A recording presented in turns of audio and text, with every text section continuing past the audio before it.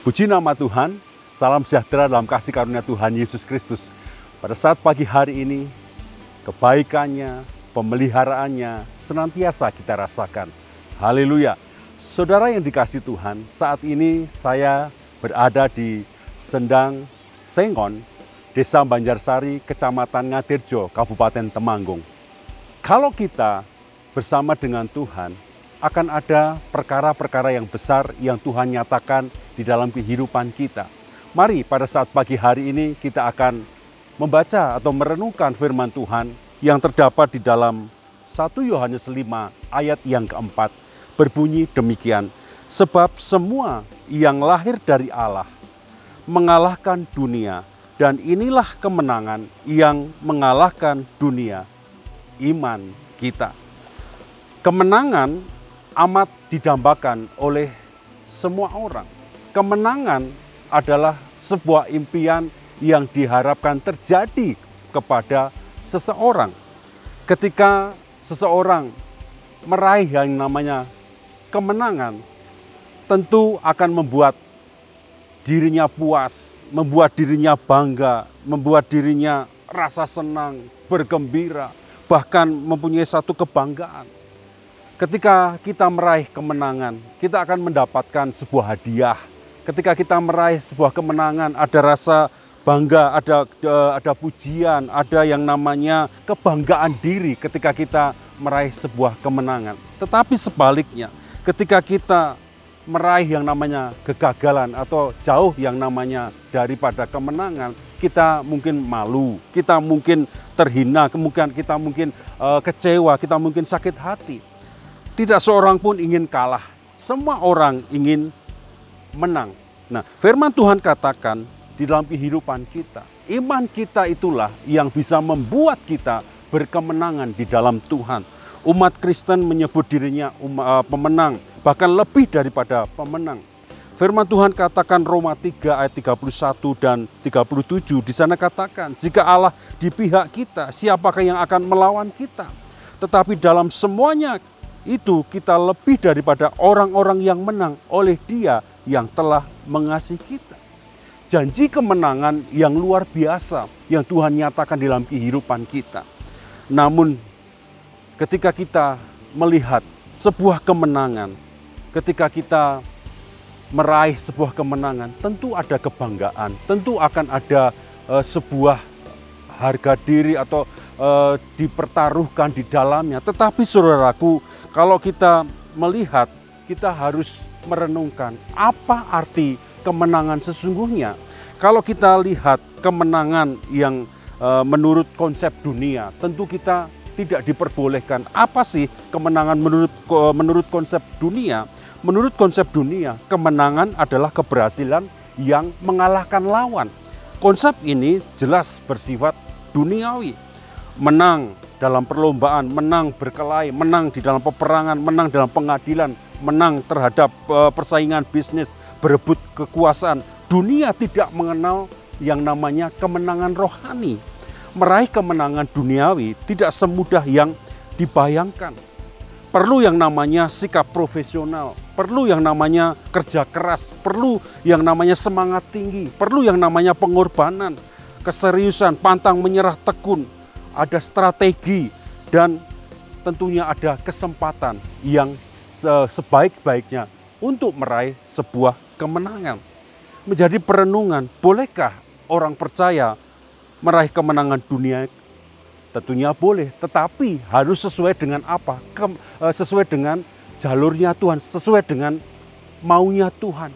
Bukan asal menjatuhkan orang, bukan hanya untuk saudaraku membuat orang menderita supaya kita berkemenangan. Tidak demikian. Harus sesuai dengan jalan Tuhan. Kemenangan yang Tuhan nyatakan dalam kehidupan kita, yaitu kemenangan yang membawa damai sejahtera dalam kehidupan kita. Kalau kita kembali ke 1 Yohanes 5 ayat yang keempat dikatakan, sebab semua yang lahir dari Allah mengalahkan dunia. Kita telah ditebus Tuhan, kita telah lahir daripada Allah, kita telah mengalahkan dunia. Biarlah ketika Tuhan sudah menebus dalam kehidupan kita, kita jangan asal mengalahkan atau memakai strategi dunia untuk apa? Meraih sebuah kemenangan. Dan firman Tuhan, kalau kita kembali ke firman Tuhan, dan inilah kemenangan yang mengalahkan dunia. Yaitu apa? Iman kita. Bagaimana iman kita ketika kita di dalam meraih sebuah kemenangan. Bagaimana sikap iman kita ketika kita menuju sebuah kemenangan. Bukan mencelakakan orang.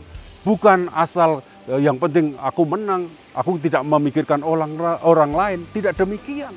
Tetapi Tuhan mau dalam kehidupan kita itu meraih yang namanya kemenangan yang sejati. Bagaimana sikap hidup kita ketika kita berjalan di dalam menuju ke sebuah kemenangan. Meraih kemenangan adalah impian kita. Pada saat ini mungkin kita sedang berjalan di dalam menuju sebuah kemenangan. Kemenangan di dalam bisnis kita, kemenangan di dalam masa depan kita, kemenangan di dalam keluarga kita. Apapun perjuangan itu, biarlah kita menurut standar daripada Tuhan.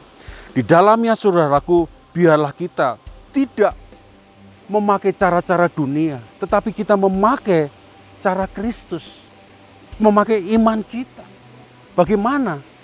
Apa yang harus kita lakukan? Yang pertama, kita harus takut akan Tuhan. Ingat Amsal 1 ayat yang ke-7, takut akan Tuhan adalah permulaan pengetahuan, tetapi orang bodoh menghina hikmat dan didikan. Jadi saudaraku, kita harus ketika kita menuju ke sebuah kemenangan, ketika kita berjuang dalam sebuah kemenangan, kita harus ada takut akan Tuhan.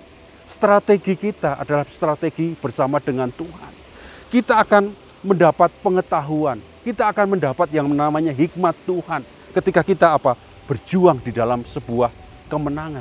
Yang kedua saudaraku, kita percaya akan pemeliharaan yang daripada Tuhan. Ketika kita berjalan menuju ke sebuah kemenangan. Firman Tuhan katakan, Matius 6 ayat 33 sampai 34, tetapi carilah dahulu kerajaan Allah dan kebenarannya, maka semuanya itu akan ditambahkan kepadamu. Sebab itu janganlah kamu khawatir akan hari esok, karena hari besok mempunyai kesusahannya sendiri. Kesusahan sehari cukuplah untuk sehari. Seringkali kita takut di dalam ketika kita berjuang kepada sebuah kemenangan. Tetapi firman Tuhan katakan, carilah dulu ke kerajaan Allah. Cari dulu kehendak Tuhan apa. Minta pimpinan Tuhan apa. Maka di situ akan ada bimbingan Tuhan. Tidak akan ada lagi ketakutan, tidak ada lagi kekhawatiran. Karena apa? Kita berjalan bersama dengan Tuhan. Ingat, bersama dengan Tuhan kita akan melihat perkara-perkara yang besar. Ada perkara-perkara yang Tuhan akan nyatakan. Ada kebetulan-kebetulan ilahi yang Tuhan akan nyatakan di dalam kehidupan kita. Yang kedua, apa yang harus kita perhatikan? Di dalam 1 Petrus 1 ayat yang ke-6 dikatakan, bergembiralah akan hal itu, sekalipun sekarang ini kamu seketika harus berduka cita oleh berbagai pencobaan. Ketika kita di dalam menuju sebuah kemenangan, kita ada halangan-halangan, ada rintangan-rintangan, ada pencobaan-pencobaan. Tetapi firman Tuhan katakan, bergembiralah akan hal itu.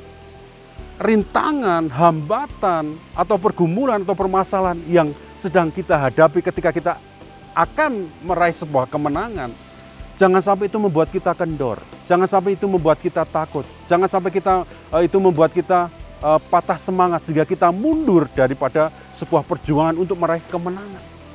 Kalau kita sudah diselamatkan oleh Tuhan, keselamatan sudah diberi dalam kehidupan kita, apalagi penyertaannya, apalagi kebaikannya, apalagi kemuliaannya, itu pasti akan dinyatakan dalam kehidupan kita, di dalam kita meraih sebuah kemenangan. Dan yang selanjutnya kita akan lihat bagaimana ketika kita menuju proses kemenangan, ada yang namanya ikut menderita. Dikatakan di dalam 1 Timotius 2 ayat 3 sampai ke-7, di sana dikatakan bagaimana ketika kita menderita sebagai seorang prajurit yang baik dari Kristus Yesus, ya, itu kita diumpamakan tidak memusingkan dengan diri sendiri. Nah, di sini kita belajar ketika kita meraih sebuah kemenangan, seakan-akan seringkali, aku sudah rugi waktu. Ketika kita berjuang, aku sudah rugi waktu, aku sudah rugi tenaga, aku sudah rugi material dan sebagainya. Tetapi ingat saudaraku, ketika ada hal yang dinyatakan dalam kehidupan kita dalam sebuah perjuangan, biarlah kita tetap berharap kepada Tuhan. Kita bergantung kepada Tuhan. Tuhan itu komandan kita. Tuhan itu adalah istilahnya juragan kita. Dia itulah majikan kita. Majikan yang kita itu bukan majikan yang biasa-biasa. Dia tahu apa yang sedang kita hadapi. Dia tahu apa yang sedang kita butuhkan dalam sebuah meraih kemenangan. Di dalam kehidupan kita, mari kita senantiasa. Kehidupan kita bergantung penuh, bersandar penuh pada kekuatan yang daripada Tuhan.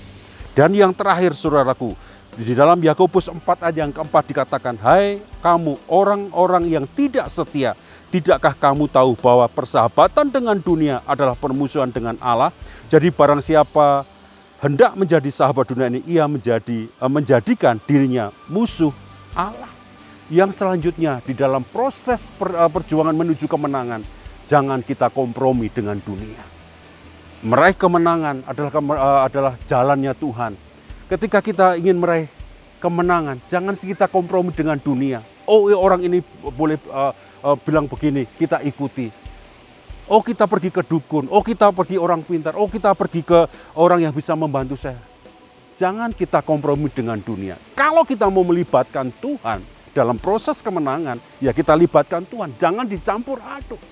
Kalau kita kompromi dengan dunia, mungkin kita akan mendapat kemenangan. Tetapi kemenangan itu bukan kemenangan yang sejati. Tetapi kalau kita melibatkan Tuhan tanpa kompromi dengan cara-cara dunia, kita akan lihat kemenangan yang luar biasa. Itu akan kita rasakan. Kemenangan yang sejati itu akan kita rasakan. Saudara yang dikasihi Tuhan, ketika kita menikmati kemenangan yang daripada Tuhan, kita akan lihat bahwa kemuliaan, kemenangan dari kemenangan yang lain dinyatakan di dalam kehidupan kita. Apapun perjuangan saudara, apapun yang saudara gumuli, satu kemenangan Tuhan sudah nyatakan. Ingat janji Tuhan yang di dalam kehidupan kita, Tuhan akan membawa kita lebih dari seorang pemenang. Lebih daripada seorang pemenang, senantiasa melibatkan Tuhan tanpa kompromi dengan dunia ini. Puji nama Tuhan, mari kita akan berdoa bersama-sama. Ucapan syukur kami naikkan ke hadirat Engkau ya Tuhan. Terima kasih Tuhan atas anugerah yang Kau nyatakan dalam kehidupan kami. Bahwa Engkau telah menyiapkan kemenangan yang luar biasa. Biarlah pada saat pagi hari kami belajar ketika kami dalam proses perjuangan meraih sebuah kemenangan. Kami libatkan Engkau. Kami tidak khawatir, kami tidak tawar hati, kami tidak kompromi dengan dunia. Dengan cara-cara untuk mengalahkan sesuatu dengan cara-cara yang licik, cara-cara yang tidak jujur. Tetapi biarlah dalam kehidupan kami melibatkan Engkau dan kami akan melihat kemenangan yang Engkau sudah nyatakan, Engkau sudah siapkan dalam kehidupan kami. Jadikan kami pelaku-pelaku kebenaran daripada firman-Mu. Jika pada saat ini ya Tuhan, pemirsa ya Tuhan yang menonton tayangan ini Tuhan sedang menghadapi sebuah perjuangan Tuhan. Mereka membutuhkan kemenangan. Biarlah ya Tuhan hikmat Allah, kekuatan Allah, penyertaan Allah, kemuliaan Allah dinyatakan dalam kehidupan mereka Tuhan. Sehingga mereka melihat jawaban dalam sebuah kemenangan yang daripada Engkau Tuhan. Terima kasih Tuhan. Kami berdoa untuk bangsa kami Tuhan. Memberkati mulai dari presiden, wakil presiden, para menteri Tuhan.